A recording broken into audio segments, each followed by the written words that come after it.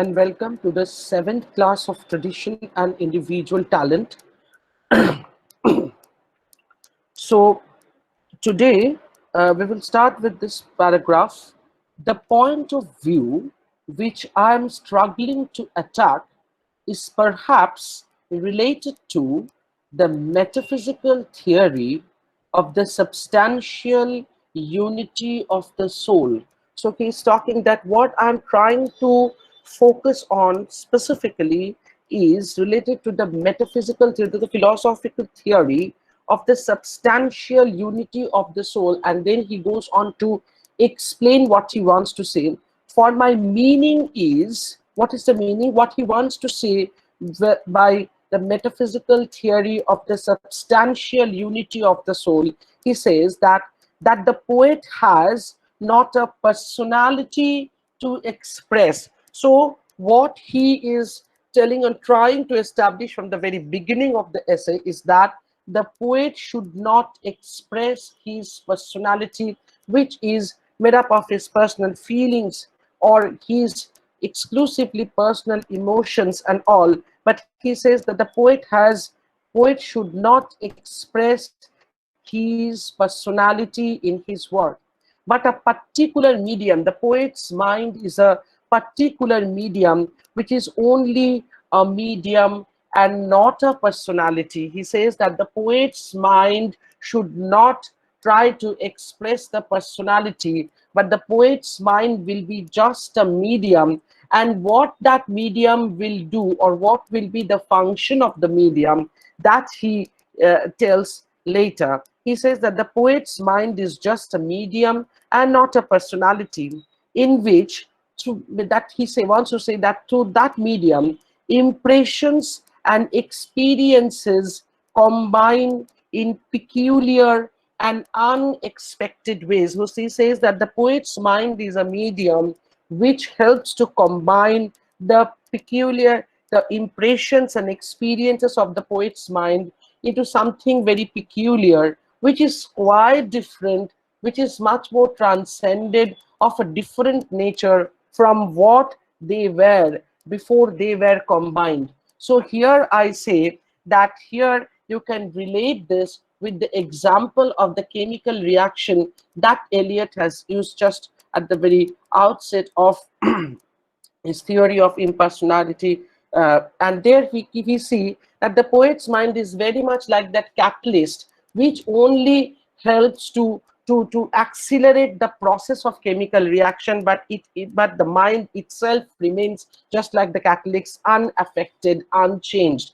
And what happens when in a chemical reaction, you see that when two things are mixed, a new thing is produced, which is quite different both in nature and in its that is properties from what they were in the before the chemical reaction. Okay, now he says that, but a particular medium, which is only a medium and not a personality, in which impressions and experiences combine in peculiar and unexpected ways. So the combination is very peculiar and unexpected. Okay, impressions and experiences which are important for the man. He says that the impressions and experiences which are important for the person, the man, for his personal mind, important for the man, may take no place in the poetry. The personal impressions and personal experiences may have no importance or significance for the poetry, and those which become important in the poetry, he says that those experiences and impressions which become important for the poetry may play quite a negligible part in the man, that means the personality of the man. So what Eliot wants to say, that is very clear, that the poet's personal feelings, impressions and experiences, it may have nothing to do with what he is writing, or nothing to do with his poetry. The impressions and experiences or emotions which are important for the poetry itself as an objective identity, the poetry, that may not be important for the personal man, for the mind of the man. On the other hand, those impressions and experiences which are very significant and important for the person, the poet, the person, may not be important for the poetry that he or she is creating, the personality. So here we see that now he goes on to give examples to explicate and explain what he wants to say. I will quote a passage which is unfamiliar enough to be regarded with fresh attention in the light or darkness of these observations. He wants to give an example from from a play, and the name of the play is the Revenger's Tragedy. Please note it down. It is the revenge line from Revenger's Tragedy, and it was written by Turner. So Turnier's Revenger's Tragedy, the Revenger's Tragedy, Act 3, Scene 4. So Act 3, Scene 4 of Turner's Revenger's Tragedy. And here are the lines. And now methinks I could even chide myself for doting on her beauty, though her death shall be revenged after no common action. Does the silkworm expend her yellow labours for thee? For thee does she undo herself, our lordship's soul to maintain ladyships, for the poor benefit of a bewildering minute. Why does yon fellow falsify? Why does yon fellow falsify high ways and put his life between the judge's lips? To refine such a thing keeps horse and men to bid their valors for her. Now here we will see that in this passage, it is very much clearly evident, as Eliot says, there is a combination of positive and negative emotions. So there are some positive emotions with which the positive emotion shows how the lines are appreciating beauty, and there is also an intensity of ugliness that is also expressed through these lines. Because he says there is a combination of positive and negative emotions, an intensely strong attraction towards beauty. There is a strong attraction towards beauty and an equally intense fascination by the ugliness which is contrasted with it. So two contrasting feelings or emotions are juxtaposed within these lines. So by the ugliness which is contrasted with it and which destroys it. Now there is an appreciation of beauty, there is a description of beauty, and there is also a fascinating description of ugliness also, which are juxtaposed. Now the balance has been maintained. He says this balance of contrasted emotion is in the dramatic situation. So as it is a drama, and you will see that there is a dramatic situation created, and with this or with the help of this dramatic situation, a balance has been created by juxtaposing the two contrasting things. The balance of contrasted emotion is in the dramatic situation to which the speech is pertinent. So the speech actually, the lines that I am reading, is a part of a dialogue. So this speech, that speech actually is perfectly fitting, or the speech is pertinent or apt to express the balance that is there in the juxtaposition of the two contrasting things, and the speech is pertinently expressing or manifesting that balance. But that situation alone, but the situation, the dramatic situation, which is expressed to the lines of the speech, is inadequate to it. He says that only the dramatic situation and the speech, they are just inadequate to express the total feeling that we are supposed to get by reading or by seeing the lines or by seeing the lines being uttered. This is, so to speak, here he says, so to speak, the structural emotion, the emotion that is very much within the structure, the emotion that you get from the structural emotion provided by the drama.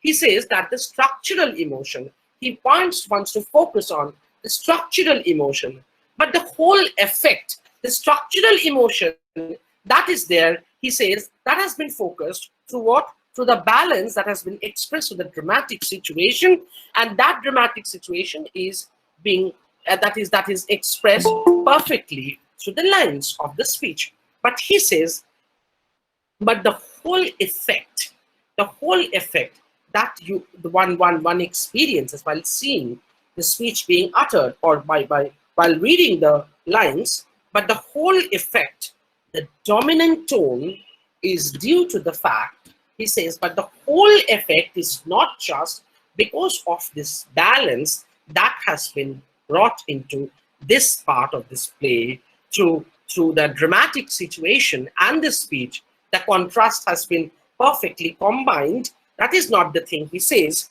that the whole effect, the dominant tone, is due to the fact that a number of floating feelings, so there are a combination of floating feelings having an affinity to these emotions. So the poet actually very objectively presents or supplies a train of floating feelings. They have affinity to this emotion.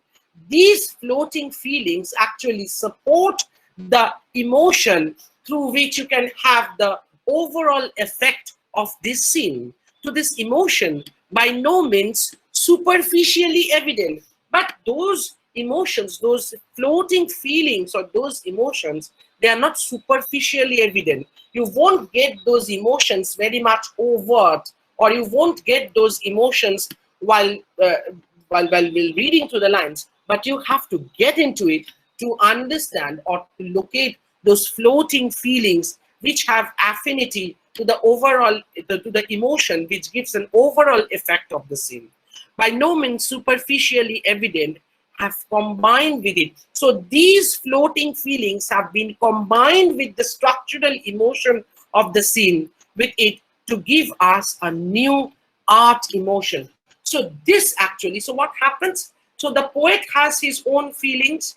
Those feelings have been infused into the scene. Along with that, the speech, the dramatic situation has been created.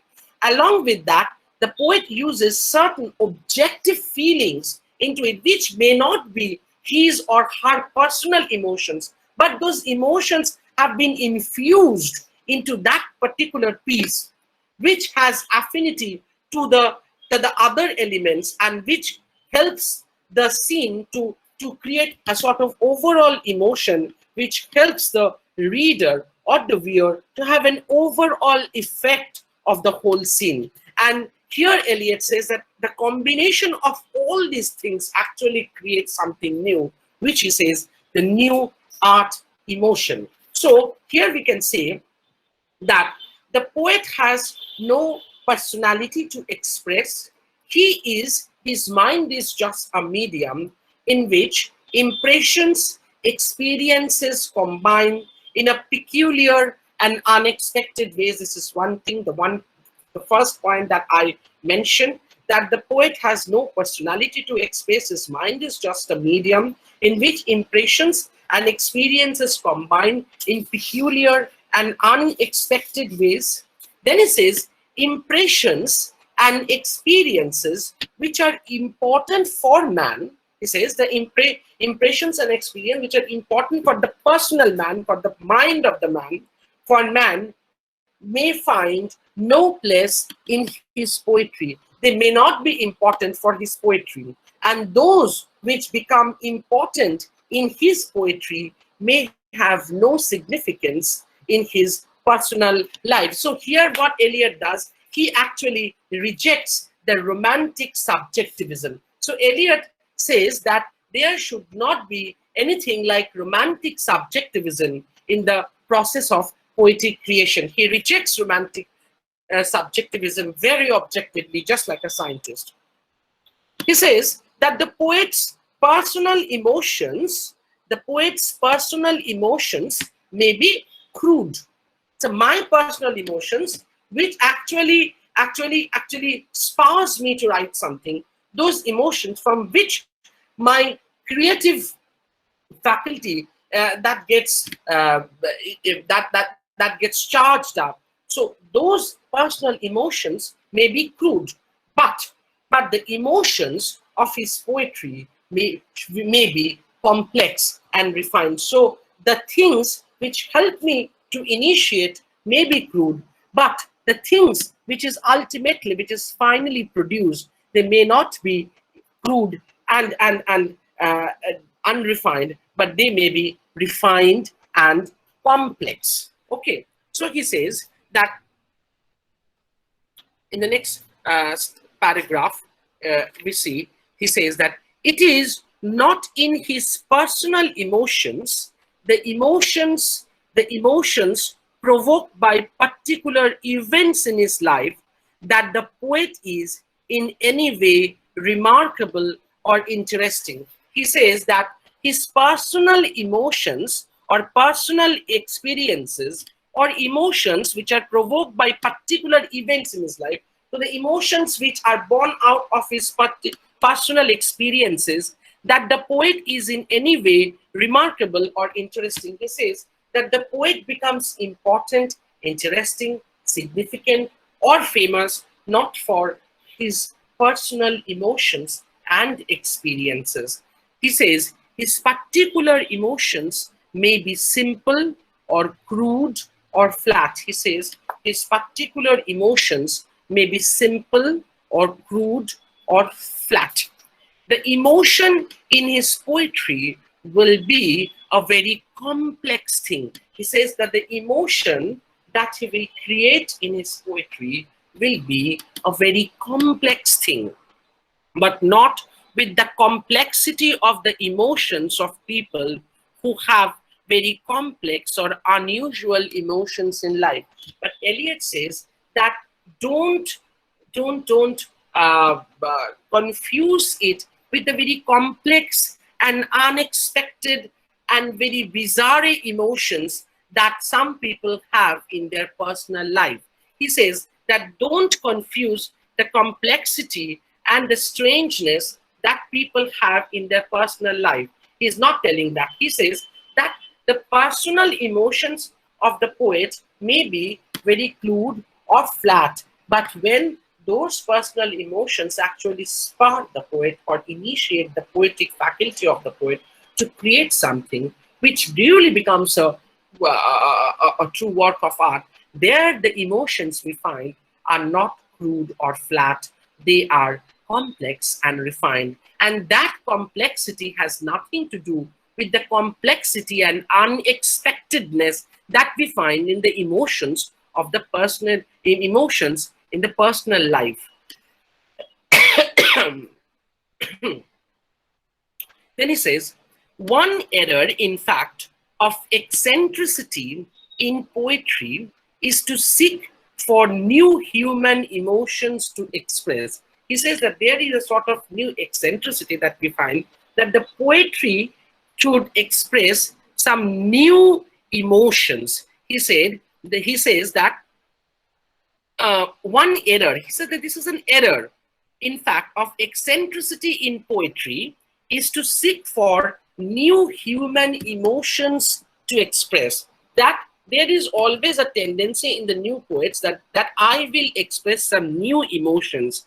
And in this search for novelty in the wrong place, it discovers and perverts. So he says that here, when the poet is trying to create some new emotions, then he says that that is something pervert on the part of the poet. And he says that the whole thing is something very erroneous and it is a mistake. He said that it is a mistaken notion that the poet must express new emotions that result in much eccentricity in poetry. He says that this is very erroneous, that the poet will express new emotions that will result in eccentricity in poetry.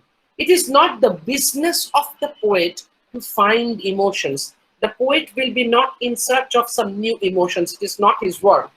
He may express only ordinary emotions. He says that the poet may express only ordinary emotions, but he must import to them a new significance and a new meaning. So that is the thing. So there lies the vision of the creative mind. So he says that the poet should not be in search of new emotions, that I am in search of something new and I am always eager to give something new, which is just new in the market. It is not like that. But the poet will be dealing with some ordinary emotions, with some ordinary feelings, but the way he will present those emotions, but the way he will express those feelings will be something new. So the poet will be dealing with a very common flower, but the way he will be presenting that flower will be quite different from that of the ordinary man. So there lies the creativity of the poet. There lies the greatness of a poet. And he says, and that it is not necessary that they should be his personal emotions. So all the time, Eliot says that you may take your personal emotions and you can present them differently, but it is not necessary. The word is necessary. That expression of your personal emotions is not necessary for the poet to create poetry. That is the thing that Eliot wants to focus. He says that personal emotion should not be transmuted or translated into poetry. It is not like that. He says that personal emotions are not necessary for creating poetry, for poetry to be created. That is the thing. So he says, the business of the poet is not to find new emotions. What I said, the business of the poet is not to find new emotions, but to use the ordinary ones and in working them up into poetry. He says that the poet will take up very ordinary emotions and will work upon them to create poetry, to express feelings which are not in actual emotions at all. He says that he will express those feelings which are not his personal expressions or personal emotions at all.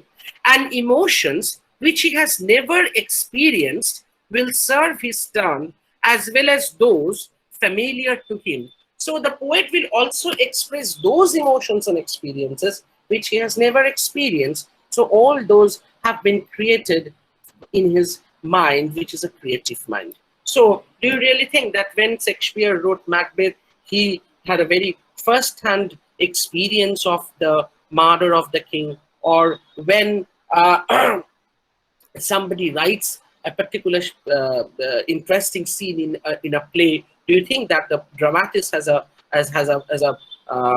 first-hand experience every time, a first-hand experience of that particular event? It is not like that.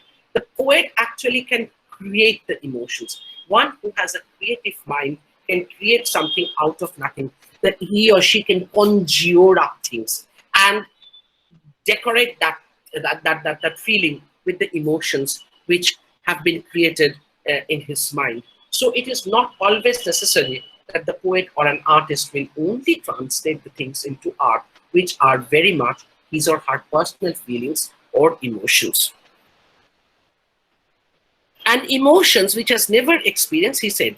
Consequently, we must believe that emotions, he said, that emotions recollected in tranquility is an inexact formula. So he actually denies the theory that Wordsworth has propounded. So he says that this is an inexact formula. What is that formula? That poetry is a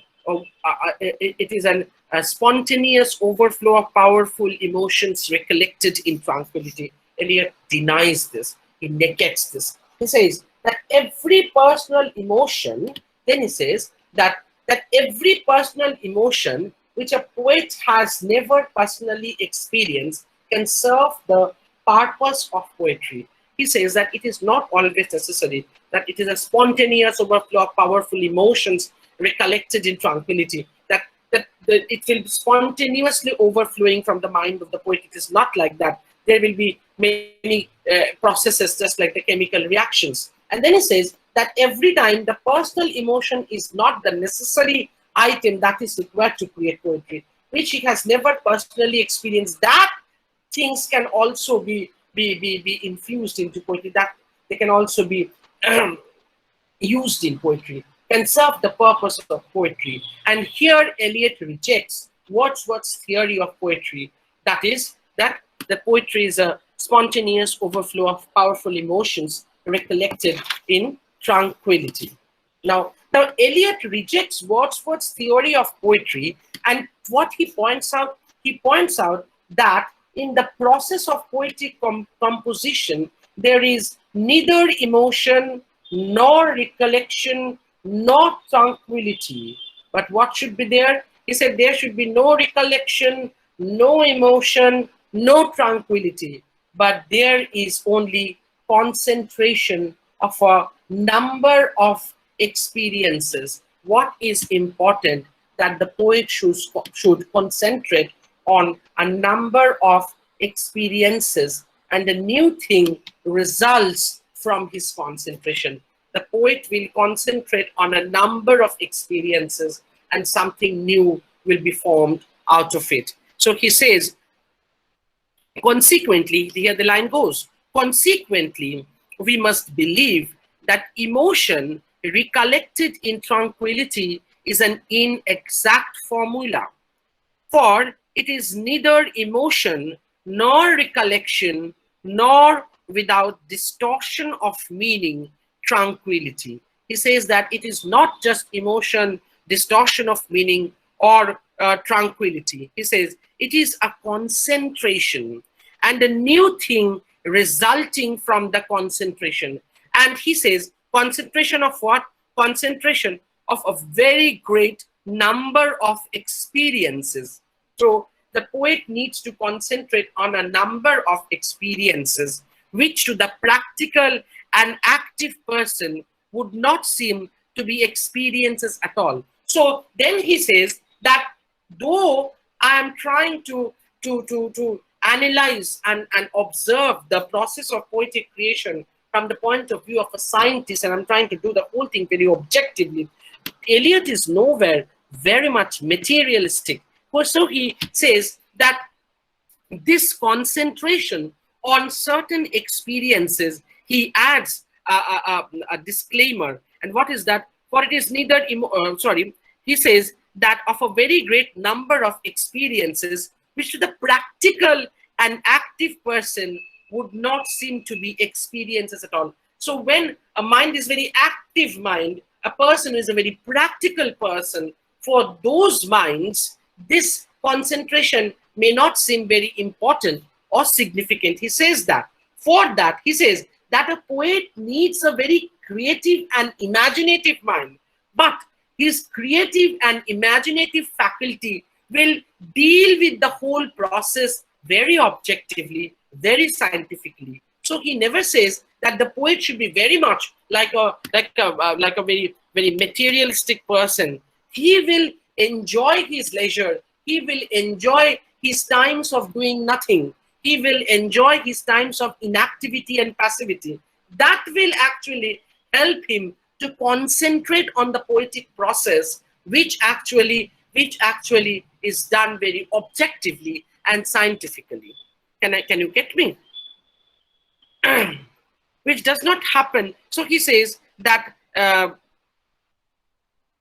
it is a concentration and a new thing resulting from a concentration of a very great number of experiences, which to the practical and active person would not seem to be experiences at all. To the practical mind, to the active mind, those concentration, the experiences upon which the poet needs to concentrate may not appear as very important thing to be concentrated upon. It is a concentration which does not happen consciously or of deliberation. So he says that if the poet wants to say, one plans that after lunch I will be writing poetry and I will concentrate on certain emotions and certain experiences, it is not like that. You cannot plan the whole thing. It will come up. So what is important is that in a poetic mind should have the balance of spontaneity as well as the balanced mind. It should be a combination of spontaneity and balance. The poet should be aware where he requires balance, and he should be also aware that always an active and very materialistic mind cannot create poetry. For that, he has to, or she has to, combine his balance with his times of inactivity, passivity, and imagination. That is important. So he says that this concentration should not be done very consciously, or it should not be very deliberate. That is the thing. And then he said, but there is emotion nor recollection, but there will be only concentration of a number of experiences, and the new thing results from this concentration.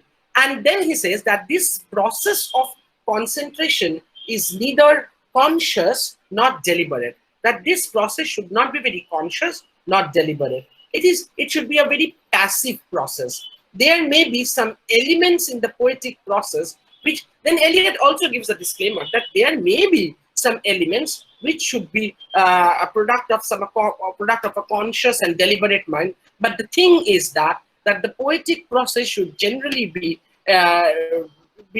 what it will be a concentration on certain emotions which is not conscious and which is not at all deliberate. So this is the thing, and I think I'll end here, and I hope to finish my class, finish this tradition and individual talent in my next class, and I'll let you know when I'll take the next class, and that is obviously before the Durga Puja. So till then, goodbye, have a nice time, and if you have any problem, just give me a call, and I'll try to explain those things to you. Thank you.